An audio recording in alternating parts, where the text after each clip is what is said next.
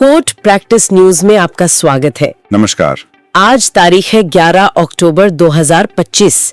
पिछले 2 दिन यानी 9 और 10 अक्टूबर कानूनी लिहाज से काफी गहमा गहमी वाले रहे हैं। जी हाँ, सुप्रीम कोर्ट से लेकर अलग अलग हाई कोर्ट्स तक कई अहम डेवलपमेंट्स हुए हैं। तो आज हम इन्हीं कुछ चुनिंदा और अहम खबरों पर बात करेंगे, समझने की कोशिश करेंगे कि इन फैसलों का मतलब क्या है और इनका असर क्या हो सकता है। बिल्कुल, चलिए शुरू करते हैं। तो सबसे पहले बात करते हैं सुप्रीम कोर्ट की।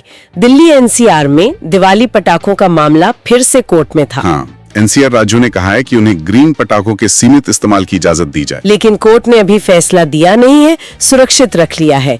इसमें वो संतुलन वाली बात फिर आ गई है ना, पर्यावरण और त्योहार। बिल्कुल, ये हमेशा एक मुश्किल संतुलन होता है। अनुच्छेद 21 यानी जीवन का अधिकार, जिसमें साफ पर्यावरण शामिल है, और अनुच्छेद 25 धार्मिक स्वतंत्रता। कोर्ट को देखना होगा कि कैसे दोनों के बीच रास्ता निकाला जाए। और ये सीमित इस्तेमाल भी अपने आप में एक सवाल है, कैसे तय होगा, कैसे लागू होगा। सही बात है, पिछली बार भी हमने देखा था कि नियमों के बावजूद उल्लंघन तो होते हैं।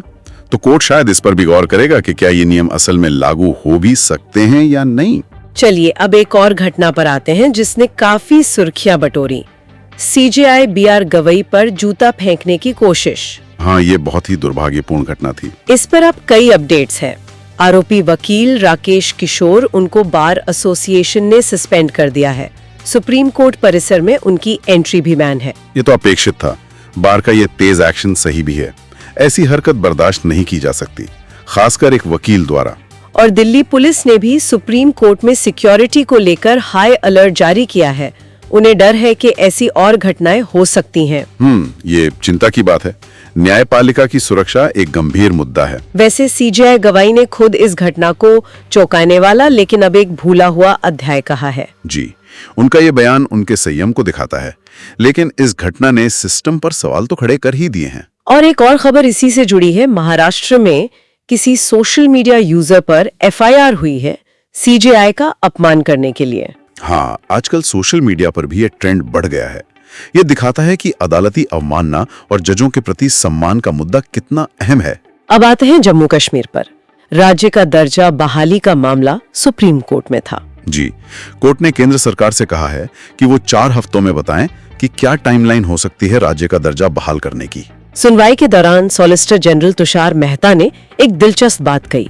उन्होंने कहा कि जम्मू कश्मीर के 99.9% लोग भारत को अपनी सरकार मानते हैं। हाँ, ये सरकार का पक्ष है जो वो कोर्ट के सामने रख रहे हैं, लेकिन कोर्ट को तो सारे पहलुओं पर विचार करना होगा। कोर्ट ने ये भी कहा कि हाल में जो पहलगाम हमला हुआ उसे भी फैसले से पहले ध्यान में रखना होगा। बिल्कुल, सुरक्षा की स्थिति एक बहुत बड़ा फैक्टर है। कोर्ट कोई भी फैसला जमीनी हकीकत और संवैधानिक प्रावधानों को देख के ही लेगा। टाइमलाइन मांगना एक महत्वपूर्ण कदम है। देखते हैं सरकार क्या जवाब देती है। अब दिल्ली की बात करते हैं। बार काउंसिल ऑफ दिल्ली को ही भंग कर दिया गया है। हाँ, bar council of India BCI ने ये कदम उठाया है। काफी अनियमितताएं बताई जा रही हैं। चुनाव भी नहीं हो रहे थे वक्त पर, और अब बीसीआई ने एक स्पेशल कमेटी बना दी है जो काम देखेगी और चुनाव करवाएगी। जी, दिल्ली हाई कोर्ट ने भी कहा है कि 31 जनवरी 2026 तक चुनाव हो जाने चाहिए। तो उम्मीद है फरवरी 2026 में चुनाव हो जाएं। ये वकीलों की बॉडी का भंग होना ये कितना आम है? बहुत आम नहीं है। ये दिखाता है कि हालात काफी गंभीर थे बीसीडी के अंदर। इसका असर दिल्ली के वकीलों पर तो पड़ेगा ही, उनके रेगुलेशन पर भी। अब दक्षिण भारत चलते हैं। केरल हाई कोर्ट ने वक्फ बोर्ड पर बहुत सख्त टिप्पणी की है। हाँ, वो मुनुम्बम जमीन को वक्फ संपत्ति घोषित करने का मामला था। कोर्ट ने कहा कि ये मनमाना है और इसे लैंड ग्रैबिंग स्ट्रैटेजी यानी जमीन हड़पने की रणनीति भी कहा। कोर्ट ने यहाँ तक कहा कि अगर ऐसी घोषणाओं को मंजूरी मिलती रही तो कल को ताजमहल या कोर्ट की इमारत को भी वक्फ घोषित किया जा सकता है। ये तो बहुत ही तीखी टिप्पणी है। बिल्कुल, ये टिप्पणी वक्फ एक्ट के संभावित दुरुपयोग पर गंभीर चिंता जताती है। कोर्ट का संदेश साफ है कि वक्फ बोर्ड अपनी शक्तियों का इस्तेमाल सोच समझकर और कानून के दायरे में रहकर करें। ये भविष्य के लिए एक नजीर बन सकती है। चलिए अब एक ऐसे मुद्दे पे आते हैं जो आजकल तकनीक की वजह से बहुत चर्चा में है, पर्सनालिटी राइट्स। जी, व्यक्तित्व अधिकार। दिल्ली हाईकोर्ट ने पत्रकार सुधीर चौधरी के डीप फेक वीडियो हटाने का आदेश दिया। फिर बॉम्बे हाईकोर्ट ने एक्टर सुनील शेट्टी के अधिकारों की रक्षा की। हाँ, ये बहुत जरूरी मसला बन गया है। एआई और डीप फेक टेक्नोलॉजी से किसी की भी छवि, आवाज या अंदाज का गलत इस्तेमाल बहुत आसान हो गया है। तो ये पर्सनालिटी राइट्स क्या हैं? बिल्कुल साफ शब्दों में।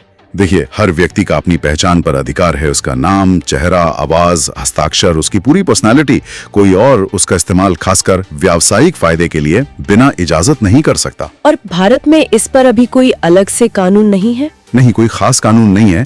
इसीलिए अदालतें मौजूदा कानूनों जैसे कॉपीराइट, ट्रेडमार्क, निजता का अधिकार, इन्हीं के आधार पर इन अधिकारों को प्रोटेक्ट कर रही हैं। ये फैसले बहुत अहम हैं क्योंकि ये इस नए डिजिटल युग में गाइडलाइन तय कर रहे हैं। अब तमिलनाडु चलते हैं। करूर में जो भगदड़ हुई थी एक्टर विजय की पार्टी टीवीके की रैली में, उसका मामला सुप्रीम कोर्ट पहुंच गया। हाँ, टीवीके ने कहा है कि जो एसआईटी जांच कर रही है वो पक्षपाती है और उन्हें स्वतंत्र जांच चाहिए। सुप्रीम कोर्ट ने इस बात पर भी सवाल उठाया कि मद्रास हाई कोर्ट की 2 अलग-अलग बेंचों ने इस मामले को कैसे सुन लिया। जी, ये ज्यूरिसडिक्शन यानी क्षेत्राधिकार का सवाल है। एक ही मामले पर 2 बेंच कैसे सुनवाई कर सकती हैं? सुप्रीम कोर्ट ने फिलहाल फैसला सुरक्षित रखा है। देखते हैं जांच का क्या होता है। अब एक राहत भरी खबर उन लोगों के लिए जो सरोगसी के जरिए माता पिता बनना चाहते हैं। हाँ, सुप्रीम कोर्ट का ये फैसला काफी महत्वपूर्ण है। कोर्ट ने कहा है कि जिन जोड़ों ने सरोगसी एक्ट 2022 लागू होने से पहले यानी 25 जनवरी 2022 से पहले प्रक्रिया शुरू कर दी थी, उन पर एक्ट की आयु सीमा लागू नहीं होगी। ये बहुत बड़ी राहत है। कई लोग इस नए कानून की वजह से फंस गए थे क्योंकि उनकी प्रक्रिया शुरू हो चुकी थी, लेकिन वो नई आयु सीमा में फिट नहीं बैठ रहे थे। कोर्ट ने यहाँ कानून के पूर्वव्यापी प्रभाव यानी रेट्रोस्पेक्टिव एप्लीकेशन को न लागू करके व्यवहारिकता दिखाई है। सही बात है। अब बिहार चलते हैं, जहां मतदाता सूची से करीब 3.5 लाख लोगों के नाम हटा दिए गए थे। हाँ, ये मामला भी सुप्रीम कोर्ट में है।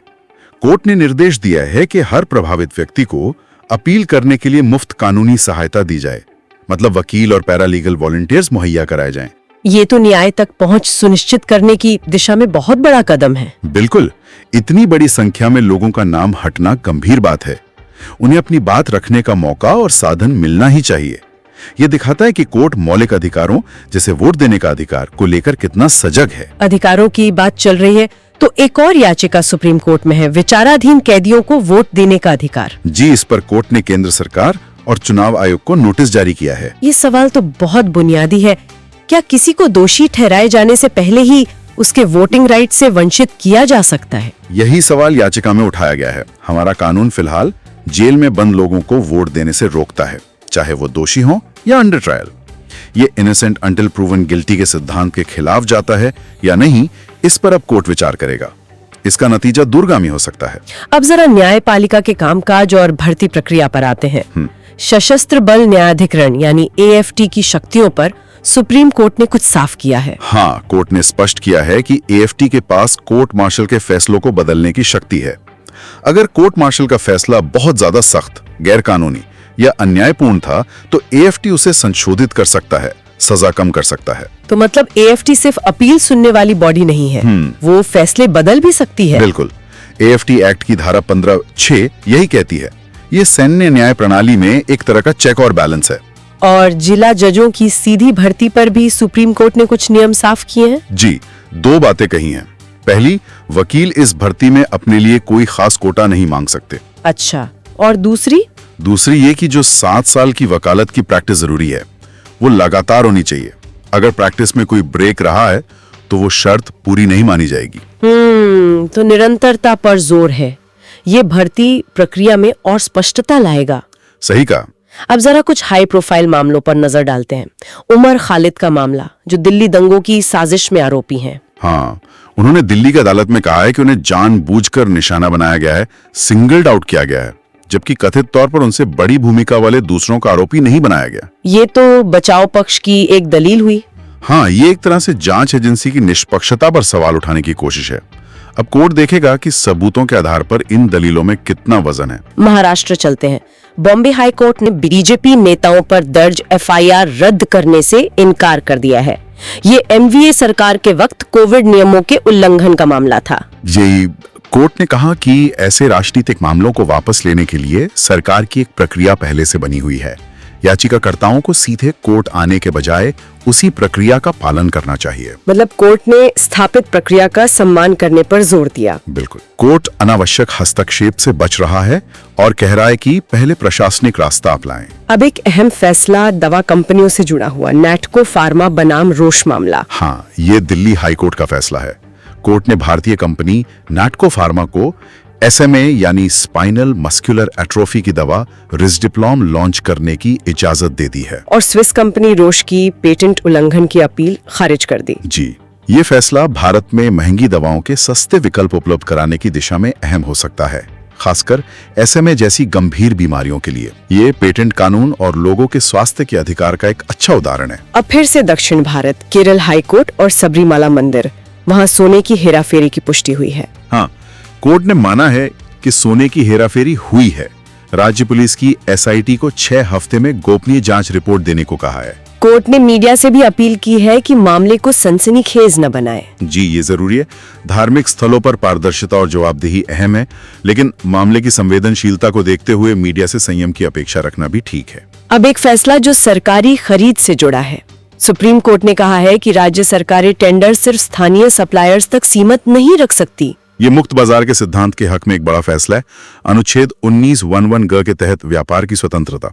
राज्य अक्सर लोकल को बढ़ावा देने के नाम पर ऐसा करते हैं, लेकिन कोर्ट ने कहा कि ये ठीक नहीं है, इससे प्रतिस्पर्धा कम होती है। हाँ, ये तो फिर राष्ट्रीय स्तर पर असर डालेगा। बिल्कुल, इससे राज्यों की संरक्षणवादी नीतियों पर कुछ लगाम लगेगी। और इलाहाबाद हाईकोर्ट ने मेटा और गूगल को स्वामी रामभद्राचार्य के खिलाफ मानहानिकारक कंटेंट हटाने का निर्देश दिया है।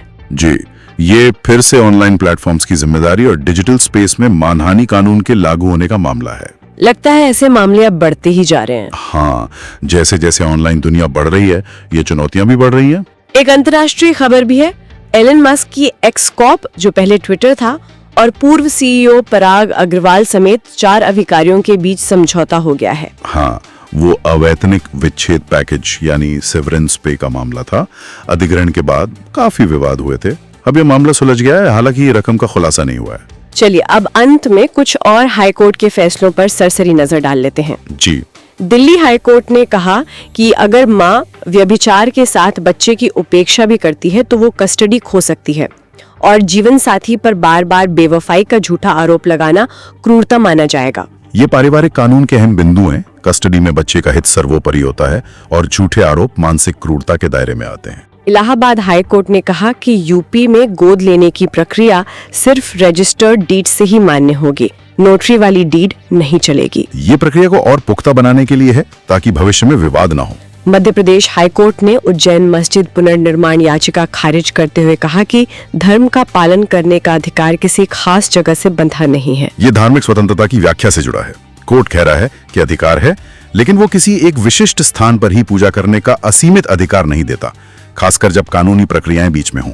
बॉम्बे हाईकोर्ट ने कहा कि तलाक के मामलों में जल्दबाजी के चक्कर में निष्पक्ष सुनवाई से समझौता नहीं किया जा सकता। बिल्कुल, न्याय की प्रक्रिया का पालन जरूरी है, भले ही उसमें थोड़ा समय लगे। और पंजाब हरियाणा हाईकोर्ट का कहना है कि वरिष्ठता का पुनर्मूल्यांकन किए बिना लगातार आरक्षण देना समानता की अनदेखी है। ये आरक्षण नीति के क्रियान्वयन और उसके समानता के अधिकार पर पड़ने वाले असर से जुड़ा एक जटिल मुद्दा है। तो ये थे पिछले 2 दिनों के कुछ बेहद अहम कानूनी घटनाक्रम।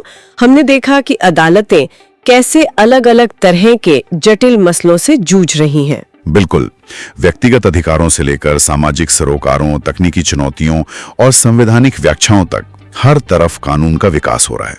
ये फैसले हमारे कानूनी परिदृश्य को लगातार नई शक्ल दे रहे हैं। कोर्ट प्रैक्टिस न्यूज में आज के लिए बस इतना ही। उम्मीद है ये चर्चा आपके लिए उपयोगी रही होगी। धन्यवाद। जाते जाते एक सवाल हम सबके सोचने के लिए छोड़ जाते हैं। जिस तरह से AI, डीप फेक जैसी तकनीकें आ रही हैं और वो पर्सनालिटी राइट्स जैसे नए सवाल खड़े कर रही हैं, क्या आपको लगता है कि हमारे मौजूदा कानून इन भविष्य की चुनौतियों के लिए तैयार हैं, या हमें अपने कानूनी ढांचे में बड़े बदलाव करने की जरूरत पड़ेगी? इस पर विचार जरूर कीजिएगा।